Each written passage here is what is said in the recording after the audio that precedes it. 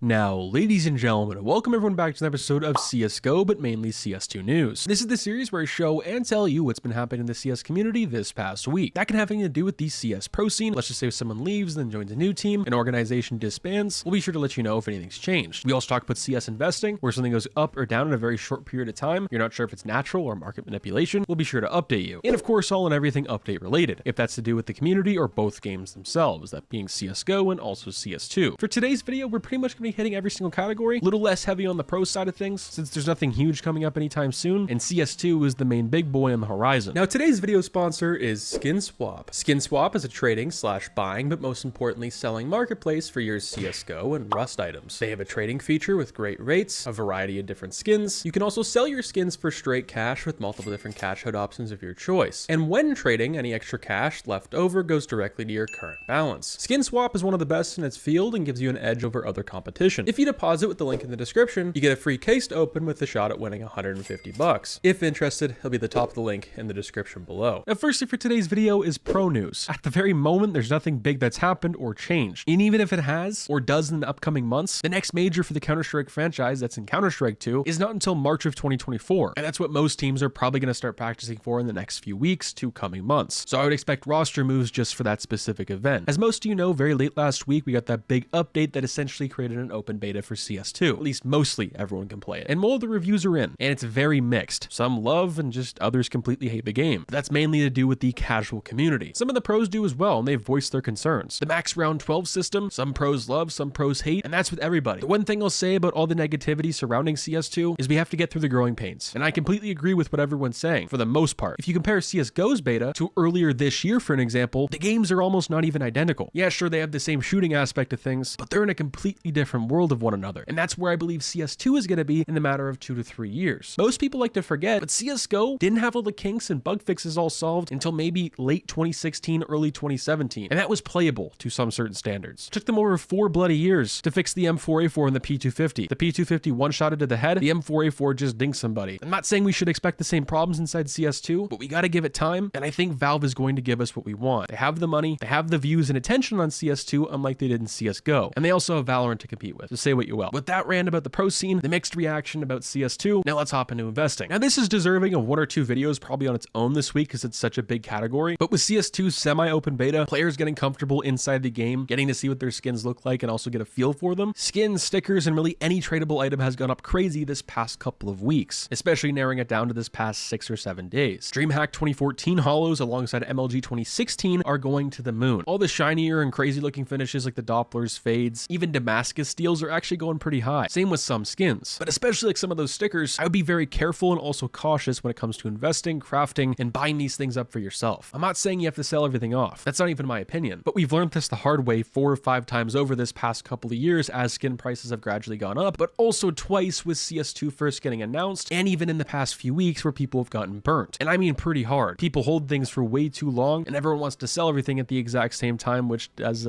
obviously affect the market. If you've been holding on to some certain stickers or any item in particular, that's gone up quite a bit in the past few weeks. Let's just say you have 4 or 5 of them. Consider selling 1 or 2 off. Take that profit while you can and come back when things are a little cheaper or go into something completely brand new. That way you can't complain that you lost anything. And even if it does continue to go up, you made your profit anyway. Now this is Luke in the post edit, so I apologize if this sounds off, but some more news just came in for the CS investing category for today's episode of CSGO news, or CS2 news. A Titan Holo from Katowice 2014 has just sold for $79,000 US, which is pretty crazy. Martin RGB on Twitter put this into a pretty interesting perspective. You'd be able to get 15,300 Big Macs, 61 iPhone 14 Pro Maxes, and a few other things as well that he noted. That's what you could get for 1 Katowice Titan Holo. Tell me, would you guys buy this if you ever had the opportunity or money to? I myself would probably have to pass, mainly to do with how skin prices are just going up so rapidly, even though this has gradually gone up over time. It's just a big investment specifically for a video game. Now this is not just a cool fact, it's actually very important. Katowice stickers have been somewhat dormant, especially some of these higher tier ones this past year or so. In 2020, they had a big pump and big rush. Most of them have performed pretty well, but also some have fallen. I know XMercy CS tweets about this all the time. Pretty much the stability of really rare and expensive items inside CS, what's going to happen to those, and how people say it's too much money for a video game. Well, that kind of just proves this wrong. It also proves that people are still interested, one as an investment to craft, and I guess what most people like to call is the hobby. Now let's hop into updates. I firstly want to cover the game and then the community. Now with what most people are calling the open beta, that's obviously here. I've gotten a lot of questions on how you access it, because I didn't even get it on my my main account. Pretty much what you had to do is you had to play before this update came out, and you had to have a rank in CSGO matchmaking. If that was Silver 1 all the way up to Global Elite. And if you didn't, there's a very good chance you probably didn't get let in. I think over time, they're slowly going to let people in even without a rank, but they're prioritizing the people who play their game, mainly matchmaking over FACEIT and ESCA and whatnot. So that's all we know for the time being. What a lot of people have been talking about on social media, such as Twitter and Reddit, people have been playing after this update to get their rank, and some have been let in magically to the CS2 beta. In other news, most of all the maps are here. We still are missing some key ones, such as Train, and a few others, of course, but a lot of leakers, data miners, figures in the community are suggesting that they could come at a later date once the game is fully released. I myself kind of disagree with that. No real evidence to back it, it just doesn't make any sense. If there's only a few and some handful of maps to finish, why don't we just finish them in this next little while? People will play them, get the bugs and things worked out, and they'll be fine. Like we discussed at the beginning of the video, Max Round 12 system is here. It seems weird, but it's here to stay. It's going to take a few years to get used to. Once we do get used to it, we probably won't think otherwise. Now, speaking of leaks and data mines, a new Counter-Strike operation might be arriving sometime soon. Game Follower put out a few leaks the other day, leading towards a new co-op map, or a bunch actually, some new game modes, new comics coming back, alongside a bunch of other random stuff that just makes sense for an operation. But this does make sense anyhow, besides these leaks. As most of you may know, with all the maps arriving, some of these maps haven't had a new collection since 2013 and 14. We are well overdue for them, and we also have a major in March of 2024. If we got an operation within the next 2 to 4 months, that would be in time for the next major, for them to release new collections through souvenir packages that we can buy on the in-game store. And with these most recent leaks, I think it all just makes sense. And well, for some more evidence as well, we haven't received a case since February. Things are getting pretty dry, especially for content over here with cases, not even for content creators, but players themselves. People are craving new skins. This could also be an opportunity for Valve to release a brand new CS2 case, but in the format of an operation. That pretty much wraps up today's episode of CS2, but mainly CS2 news. Hope you guys enjoy. Catch you guys in the next one. Stay positive, stay sexy. I'm out, guys. Peace.